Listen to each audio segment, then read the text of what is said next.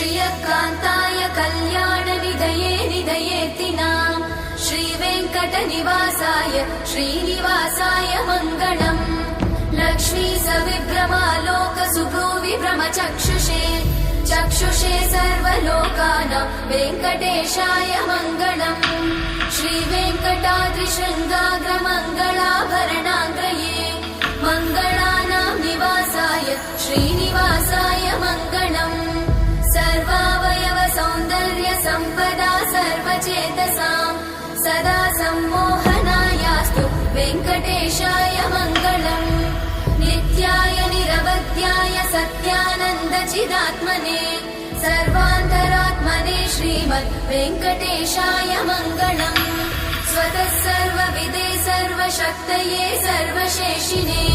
सुलभाय सुशीलाय वेङ्कटेशाय मङ्गलम्।